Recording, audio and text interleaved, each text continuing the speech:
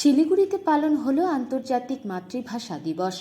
প্রতি বছর 21শে ফেব্রুয়ারি বিশ্বব্যাপী আন্তর্জাতিক মাতৃভাষা দিবস পালন করা হয়ে থাকে।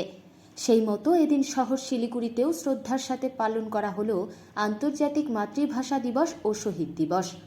এদিন শহীদদের প্রতি শ্রদ্ধা জানাতে শিলিগুড়ি বাঘা যতীন ময়দানে অবস্থিত শহীদ মিনারে পুষ্পার্ঘ্য অর্পণ করে শহীদদের প্রতি শ্রদ্ধাঞ্জলি জানান শিলিগুড়ির মেয়র গৌতম দেব, ডেপুটি মেয়র রঞ্জন সরকার, মেয়র পরিষদ এবং বোরো চেয়ারম্যান সহ ওয়ার্ড কাউন্সিলররা।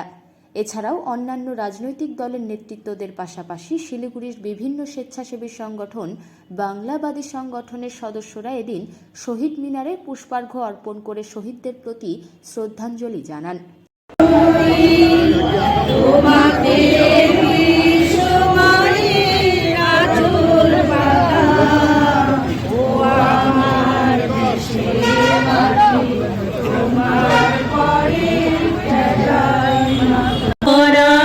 ফেব্রুয়ারি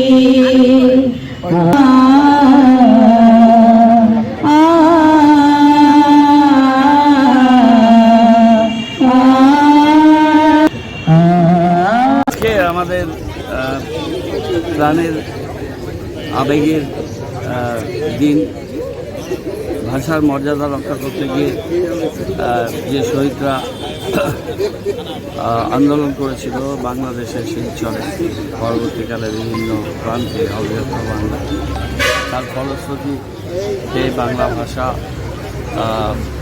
যেটা আন্তর্জাতিক স্বীকৃতি এবং যেটা আন্তর্জাতিক মাতৃভাষা দিবস ইউনেস্কো স্বীকৃতি দিয়েছে, সেটা একটা খুব বড় দিক। আর আজকের দিনটা আমাদের কাছে খুবই তাৎপর্যপূর্ণ।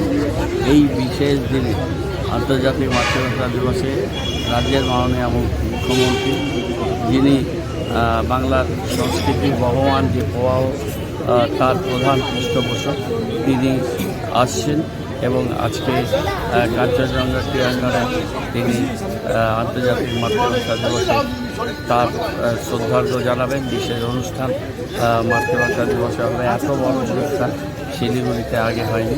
আমরা চেষ্টা করব যে সংস্কৃতির শহর, ক্রীড়ামূলক শহর শিলিগুড়ি গড়ে তুলতে এবং সেখানে আন্তর্জাতিক কিশোর বাহিনীকে আমরা দিবস আমন্ত্রণ জানাচ্ছি শ্রদ্ধা নিবেদন করবার জন্য এবং ভাবগম্ভীর পরিবেশে তার উদযাপন, এটা পৌরসভা থেকে আমরা প্রত্যেক বছরই করি।